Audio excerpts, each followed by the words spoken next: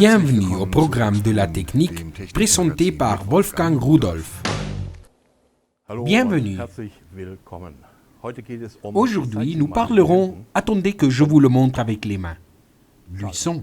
Je viens de générer une onde de pression sonore. Cette onde s'étend à une vitesse de 340 mètres secondes et à 20 degrés. Elle est plus rapide dans l'eau, à 1484 mètres secondes. Et dans le vide ou dans l'espace, elle ne s'étend pas du tout. Ce que vous voyez dans les films de science-fiction est simplement une fantaisie. On n'entend rien car il n'y a aucun moyen matériel, il n'y a pas d'air, d'eau ou d'autres choses. Ce son, nous devons le mesurer. Parlons du son. Une conversation normale se trouve entre 40 et 60 décibels. Une chose, la télévision ne devrait pas être plus forte. Un avion de chasse atteint les 130 décibels. Et ces 130 décibels peuvent causer des problèmes auditifs permanents en ayant été exposés une seule fois à ce bruit. Si nous sommes exposés de manière permanente à 85 décibels, ce bruit aussi peut provoquer des problèmes auditifs permanents. C'est pour cela que nous devons mesurer et contrôler le bruit. Même la loi l'exige, ce qui est bien. Nous devons quand même parler plus du son, car il s'agit de quelque chose de fort, faible, rapide, lent, élevé ou bas. Certaines personnes perçoivent mieux certaines fréquences que d'autres. Regardez, je veux vous le montrer. J'ai amené un oscilloscope et un micro. Je vais ouvrir l'amplificateur. Vous verrez maintenant sur l'oscilloscope que lorsque je parle, ici, je dois régler un peu la sensibilité comme cela. Maintenant, vous verrez que lorsque je parle, un signal électrique se concrétise sur l'écran, c'est-à-dire que nous avons une image optique. Qu'est-ce que c'est le volume? Si vous observez la courbe comme elle se déplace, maintenant nous avons un volume faible et ensuite élevé. Regardez. Je vais le connecter à ma chaîne Hi-Fi. Ce sera plus facile à voir et donc plus facile à l'expliquer. Comme cela. Et maintenant, je vais devoir diminuer ici. Bien. Maintenant, vous observerez que l'onde est très agitée. Il y a du chant et de la musique. Le volume augmente et diminue. Maintenant, quelqu'un crie et maintenant, il y a une pause. Comment je peux évaluer tout cela? Pour l'évaluer, il est indispensable de mesurer le son dans un intervalle de temps et de calculer la moyenne selon certains critères. Regardez, maintenant je sais qu'il y a une pause. Ensuite, la chanson suivante se reproduira. Elle commence avec un volume faible et il va sûrement augmenter maintenant. Je suis sûr que maintenant n'importe quel propriétaire d'une discothèque dira qu'il prendra une frange de temps avec un volume faible. Et le voisin d'à côté dira qu'il prendra une frange avec un volume élevé. C'est pour cela que des normes ont été fixées. Il existe une pondération A qui simule la courbe de la sensibilité auditive humaine. Les pondérations A, B, C, D et Z existaient avant. Aujourd'hui, il existe seulement les A et C pour les bruits et le trafic aérien. En fin de compte, il s'agit de simuler la courbe de notre sensibilité auditive. Et ensuite, nous avons le thème de la durée. D'un côté, un huitième de seconde qui est la résolution rapide, elle s'appelle normalement fast, et ensuite la résolution d'une seconde qui correspond à slow. À l'époque, il existait 35 microsecondes, valeur qui est obsolète. En résumé, ce bruit ou ce son est mesuré en décibels pendant un espace de temps déterminé. Cela permettra de comparer les valeurs et de pouvoir établir qu'elles se trouvent dans une certaine plage dans une norme déterminée. Pour cela, nous avons évidemment besoin d'équipements sophistiqués, car sinon nous devrions noter le bruit pendant un espace de temps et le calculer. C'est quelque chose que nous ne pouvons pas faire. Pour cela, nous avons besoin d'instruments de mesure. J'ai ici le sonomètre PCE SDL1 de la société PCE, un équipement de petite taille qui inclut ce trépied. Je l'ai déjà connecté à mon ordinateur, car le logiciel aussi est inclus. Si nous regardons maintenant l'écran de l'ordinateur, vous verrez alors que lorsque je parle, un graphique se forme sur l'écran. Je peux aussi bien sûr enregistrer cela. Je peux voir, mais je peux aussi chercher cette courbe ou chercher des données pour une analyse postérieure. Je peux augmenter le graphique et voir des espaces définis. Je peux aussi l'exporter comme une feuille de calcul pour un traitement postérieur. Comme vous le voyez, un petit appareil est maniable qui mesure de 30 à 130 décibels avec une précision de 1,4 décibels. Il est alimenté par une petite pile en lithium de 3,6 volts et vous pouvez, selon la quota d'enregistrement sélectionnée, en fait vous pouvez sélectionner jusqu'à 24 heures, c'est-à-dire un enregistrement toutes les 24 heures et enregistrer avec une pile jusqu'à un an. Bien sûr, vous pouvez aussi l'activer sur l'ordinateur. Pour cela, je le déconnecte et je pose le capuchon de protection.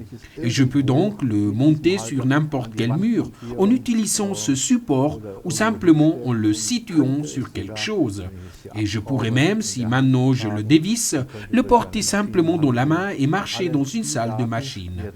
Toutes les données sont enregistrées de façon interne et je peux enregistrer jusqu'à 129 920 valeurs individuelles.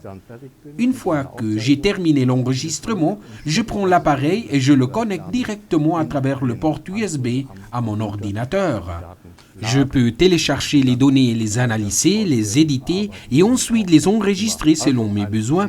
Nous parlons donc d'un petit appareil qui peut être utilisé d'une manière très flexible. Le PCE SDL1 est un bon appareil qui permet de contrôler le bruit dans des entreprises et des usines.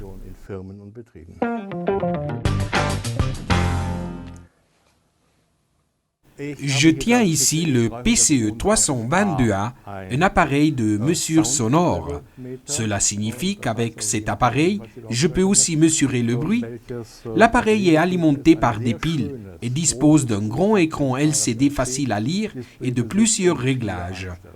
Il me permet de mesurer et d'enregistrer des signaux dans une plage entre 31,5 Hz et 8 kHz et de les récupérer pour réaliser une analyse postérieure. Je peux sélectionner la pondération A qui correspond à l'oreille humaine ou C qui de nos jours s'utilise exclusivement pour le bruit du trafic aérien.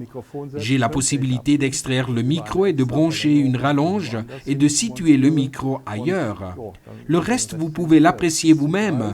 Je peux réaliser des mesures jusqu'à 30 heures en continu avec la pile de 9 volts qui se trouve à l'intérieur.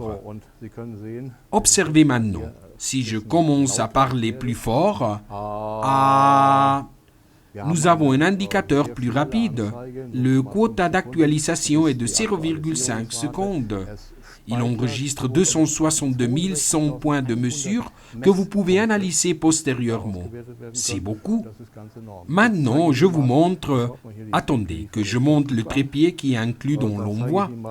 Une fois que vous l'avez connecté, je vous montrerai l'écran pour que vous puissiez voir que l'appareil peut transférer les valeurs en temps réel à l'ordinateur. Pour cela, j'ouvre ce couvercle latéral. Ici, je trouve la connexion USB, comme cela. L'ordinateur l'a déjà détecté. Nous avons d'ailleurs écouté le bruit de connexion. Nous pouvons maintenant voir sur l'ordinateur, attendez que je le retire pour que nous puissions mieux voir, que nous avons un graphique en temps réel. Sur la partie gauche, nous voyons l'image du sonomètre. Et maintenant, il m'indique directement sur l'écran la même chose que me signale l'appareil. Nous avons une courbe qui montre en continu ce qu'il est en train de se passer à cet instant précis. Toutes ces données peuvent être enregistrées et exportées sous une feuille de calcul, être éditées et encore davantage. Nous parlons d'un appareil qui couvre tous vos besoins. Moi, personnellement, il me plaît beaucoup. J'ai un vieil appareil et je me rends compte de l'évolution de la technique. Le changement entre pondération A et C se réalise à travers le clavier. Je peux aussi sélectionner entre fast et slow. Tout cela est indiqué sur l'écran. J'ai même un graphique en bâton qui me permet de mieux évaluer le bruit. Il m'indique et enregistre aussi la date et l'heure. Très bien. Il n'y a plus rien à rajouter. Nous parlons d'un appareil qui me permet de solutionner des problèmes dans presque toutes les situations.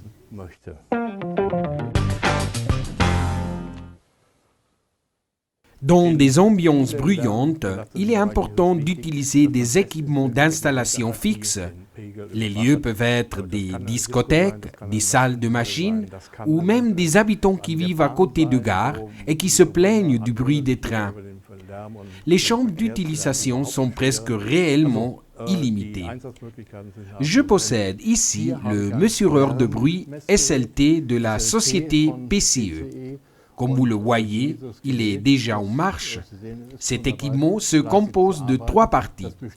Ici, nous avons cet indicateur qui est aussi l'unité de programmation. Il s'agit du moniteur, autrement dit.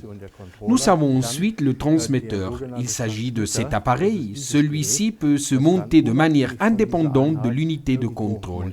Et le micro est connecté au transmetteur. Le micro permet d'être fixé de partout. Comme vous pouvez le voir, vous avez ici un écrou pour visser un vis et le monter sur un trépied ou le fixer sur un mur ou n'importe où. Bien, ce serait tout. Bien sûr, ici je peux faire différents réglages de niveau, etc. Peut-être vous pouvez le voir. Nous avons ici une LED éclairée. Et ici, vous avez quelque chose que vous pouvez régler. Comme vous le voyez, c'est un équipement que vous pouvez installer n'importe où. Eh bien, pour quel genre de choses nous pouvons l'utiliser? Avec lui, je peux régler certaines choses importantes pour réduire la source de bruit et je dispose aussi d'une sortie d'alarme. J'ai pensé que si j'avais quelque chose comme ça, attendez que je vous le montre. Si je rentre dans Set, cela m'indique alors Control Low, Control High pour régler. Et ici, nous avons Alarm Low. En ce moment, nous avons ce paramètre à 30. Mais celui-ci maintenant n'est pas important. Alarm High apparaît à 60. Bien. Maintenant, nous le réglons à 59. Je l'ai. Et maintenant, attendez, je me tais. Au moment où je parle et je dépasse les 59 décibels, l'écran commence à clignoter. Ceci est un premier indice. De plus, cette LED d'alarme s'allume. Maintenant, je me tais de nouveau. Désactivé, et lorsque je parle, il se réactive. Bien, sur la sortie d'alarme, j'ai déjà connecté cet avertisseur optique.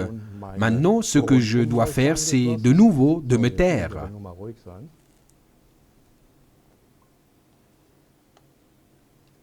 Et si maintenant je commence à parler, l'alarme s'active donc.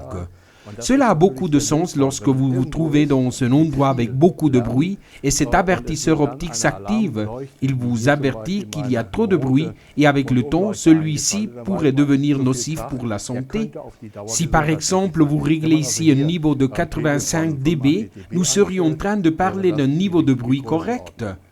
Bien, nous venons de le désactiver. Cependant, je peux aussi, comme je l'ai indiqué avant, augmenter la limite d'alarme high pour ne pas qu'il s'active constamment. Si je tiens à appuyer la touche, il ira alors plus vite. J'ai beaucoup plus de paramètres que je peux régler, comme définir la décimale, nouveaux réglages, etc. Comme vous le voyez, j'ai augmenté la limite à 75 dB. Bien, maintenant je dois parler beaucoup plus fort pour qu'il me détecte. Et si maintenant je parle plus fort, il s'active. Et maintenant moins fort. Comme vous le voyez, l'utilisation est très simple. Nous parlons donc d'un équipement très important pour maintenir nos ouïes saines.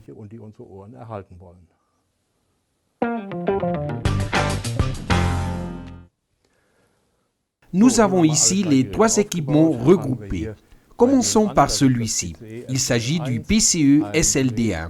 C'est un équipement sans écran, mais qui permet d'enregistrer une grande quantité de données que vous pourrez transférer ensuite sur un PC pour une analyse.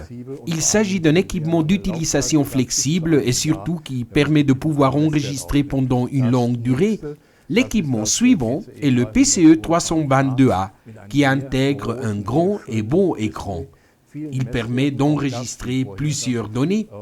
Il intègre aussi une pondération A et C.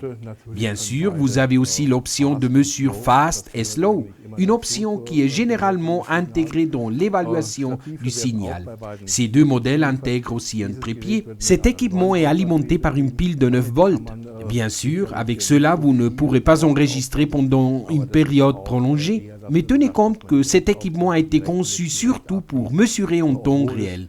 Même si, bien sûr, vous pouvez enregistrer comme le fait le premier. Bien. Enfin, nous avons vu ce mesureur de bruit de la société PCE. Celui-ci se compose de plusieurs parties. D'un côté, nous avons l'unité de contrôle qui intègre l'écran. Ensuite, nous avons le transmetteur qui reçoit le signal que reçoit le micro et le transfère à travers de cette interface à l'unité de contrôle. Cela permet de pouvoir régler de manière indépendante n'importe quoi, car il dispose d'une sortie de contrôle. Autrement dit, deux relais et aussi une sortie d'alarme avec laquelle je peux activer par exemple une sirène, un avertisseur optique ou n'importe quoi. 3 équipements pour améliorer notre santé. En plus, les autorités aiment voir que nous les possédons, car il existe des valeurs limites qui doivent être respectées. Nous conseillons à ceux qui doivent tenir compte du bruit de revoir toute cette information.